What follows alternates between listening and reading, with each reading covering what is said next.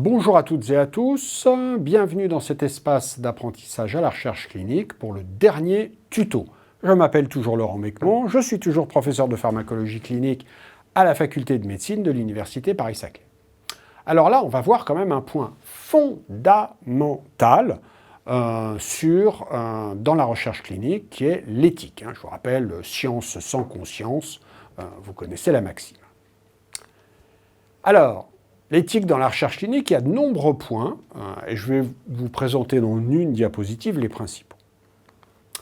D'abord, avant de commencer une recherche, il faudra toujours demander les autorisations avant de commencer, comme le comité de protection des personnes, la NSM, la CNIL, enfin, selon le type de recherche que vous faites, vous avez besoin de telle ou telle autorisation, toujours avant de commencer.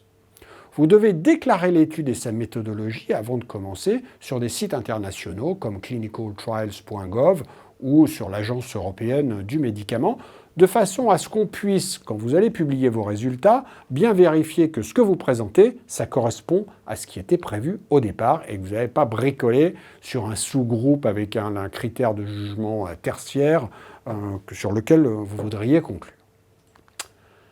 Vous devez bien évidemment informer loyalement le patient. Alors déjà, loyalement, une information loyale, quand vous faites de la recherche avec l'industrie pharmaceutique, votre formulaire d'information, il fait un bon 10 pages avec un jargon absolument incroyable. Donc si vous n'êtes pas au minimum titulaire du bac, vous allez avoir des soucis. En revanche, en plus, si vous ne comprenez pas super bien le français, là, ça va être l'horreur. C'est là où informer loyalement le patient, très souvent, vous allez être obligé de résumer avec les mots du patient et, si possible, le faire avec ses proches. Souvent, les enfants comprendront plus le français, eux seront à même de vous poser des questions là-dessus. Et puis, vous demanderez au patient, vous lui donnerez un délai de réflexion. Allez voir votre médecin traitant, par exemple, pour voir s'il est aussi OK pour avoir un second avis, finalement, pour la participation à la recherche. Donc ça, c'est une information loyale.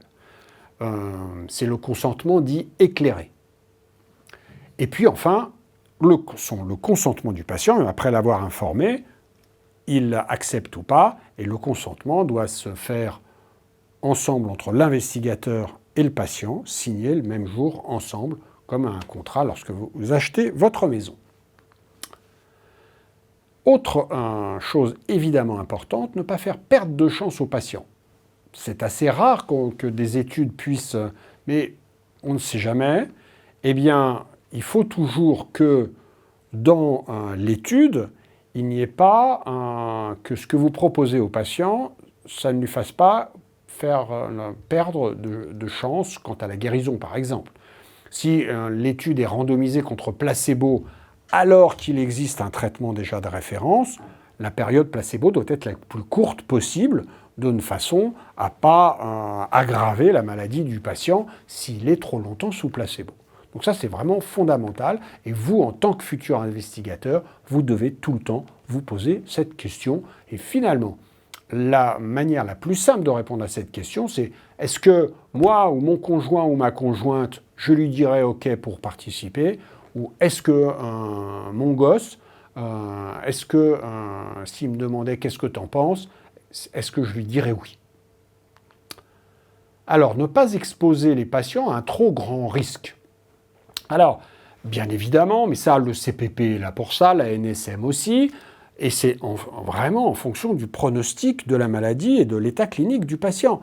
Dites-vous bien que quand vous êtes atteint malheureusement d'un cancer, ayant déjà échappé à tout ce qui est connu comme efficace, on va vous proposer de rentrer dans des essais thérapeutiques très précoces, et donc parfois le médicament, on va pouvoir vous emmener à de patresse, mais ça, de toute façon, c'est bien dit en toutes lettres dans le formulaire d'information. Et quand vous savez que de toute façon, il ne vous reste plus grand-chose en grand temps à vivre, vous êtes prêt à prendre tous les risques. Pour peu qu'ils soient clairement établis, enfin clairement expliqués, ça ne pose pas de problème. Il faut que le promoteur, la personne morale, prenne des assurances pour l'étude, des assurances pour indemniser les patients, et couvrir les investigateurs. Il faut que la recherche soit conduite selon les règles des bonnes pratiques cliniques. En anglais, c'est Good Clinical Practice. Ça, c'est un ensemble de règles qui demandent à ce que les investigateurs soient convenablement formés, qui connaissent les règles des recherches cliniques, pour les déclarations, par exemple, des effets indésirables, tout ça, bref, qui connaissent toutes ces règles qui sortent des procès de Nuremberg, puis de la Convention d'Helsinki, et ces bonnes pratiques cliniques sont basées sur la Convention d'Helsinki. Quoi qu'il en soit, la sécurité du patient est toujours, quoi qu'il arrive, la priorité. Donc, on a le droit, le patient a le droit de se retirer de l'essai quand il veut, et vous avez le droit de dire « j'arrête la participation de ce patient à cet essai » quand vous voulez en tant qu'investigateur. Et votre seule et unique priorité, c'est la sécurité du patient. Pas le protocole, c'est la sécurité du patient. Et enfin, vous êtes garant également de l'anonymat du patient, parce qu'on va collecter énormément de données, mais le promoteur ne connaît pas le patient, il connaîtra à peine sa date de naissance, et il aura juste un numéro pour analyser. Le promoteur de l'étude n'a pas à connaître le nom du patient et personne d'autre n'a à le connaître. Et bien évidemment, le secret médical est conservé. Vous n'allez pas expliquer et parler de votre patient, Monsieur Tartampion, je l'ai mis dans l'essai, oh là là, il est devenu rouge comme une tomate, avec le médicament, quelle merde. Non, vous êtes tenu bien évidemment au secret médical et en plus de garder l'anonymat auprès de l'ensemble des participants à cette étude. Voilà, écoutez, on en a fini avec ce tuto de découverte à la lecture critique d'articles. Vous pouvez me contacter par mail pour les questions. N'hésitez pas, et j'espère que j'ai pu vous être utile au travers de ces quelques petits tutos. Au revoir et surtout bon courage et bon travail.